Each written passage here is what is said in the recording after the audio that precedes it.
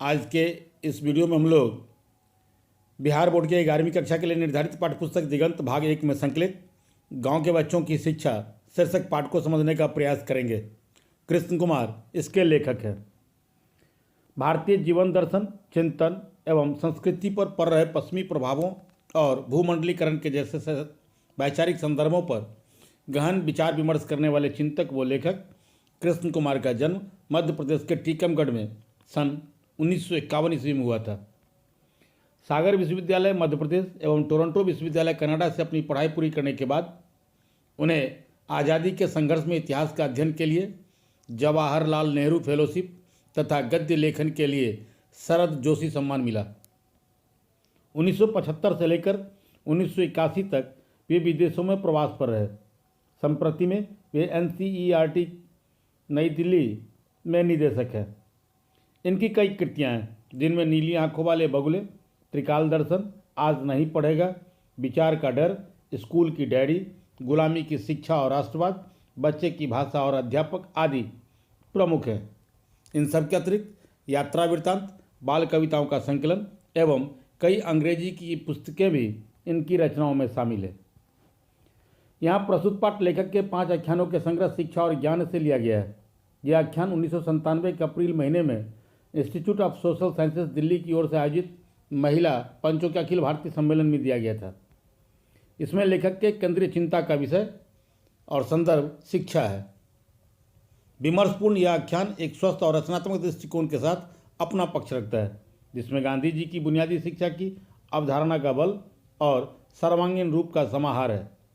प्रस्तुत यह पाठ एक विचारोत्तेजक बहस की प्रस्तावना करता है।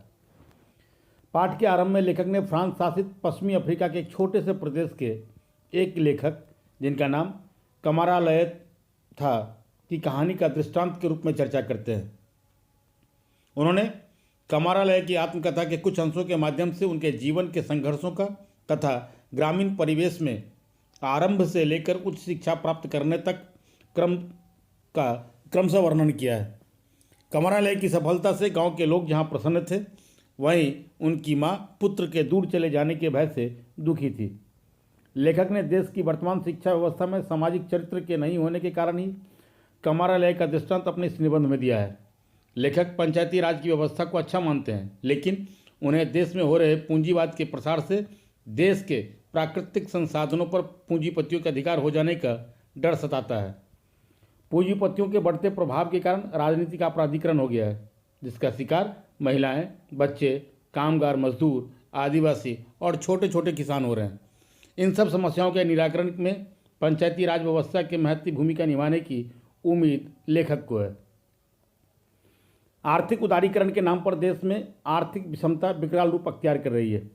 भ्रष्टाचार में लिप्त जवाबदेह लोगों से गरीब जन परेशान है। लेखक की माने तो प्राथमिक शिक्षा को अधिक उपयोगी बनाकर ही पूर्ण साक्षरता के लक्ष्य को प्राप्त किया जा सकता है। साक्षरता के लक्ष्य को प्राप्त किए बिना देश का विकास नहीं किया जा सकता है।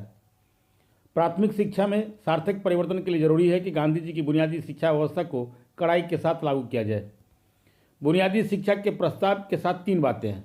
एक तो हाथ का काम स्कूल में हो, दूसरी स्कूल की शिक्षा स्थानीय परिवेश में हो, और तीसरी स्कूल में जो विषय पढ़ाए जाए, जो कौशल सिखाए जाए और ज्ञान के जो क्षेत्र बच्चों के संपर्क में लाए जाएं, वे अलग अलग न होकर संगठित हों और आपस में बंधे हुए हों। साथ ही विद्यालयों में कार्यरत शिक्षकों के स्तर में सुधार, शिक्षकों को समुचित अधिकार और सम्मान दिया जाना भी आवश्यक है।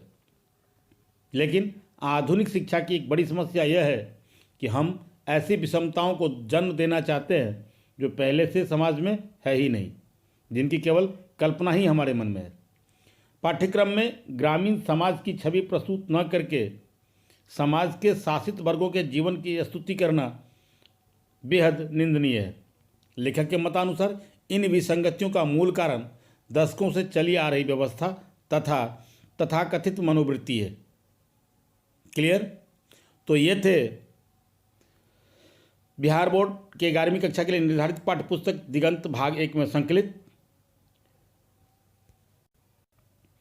गांव के बच्चों की शिक्षा शीर्षक पाठ। आशा है ये वीडियो आपको पसंद आया होगा। ये वीडियो पसंद आया हो तो इसे आप लाइक करें, इसे अपने मित्रों तक शेयर करें, और अगर अभी तक आपने चैनल को सब्सक्राइब नहीं किया है तो इसे अवश्य सब्सक्राइब करें, बेल आइकन जरूर दबाएं ताकि समय से नए वीडियो का नोटिफिकेशन आप सबको मिलता रहे। आप देखते रहे हिंदी ट्यूटोरियल क्लासेस। धन्यवाद।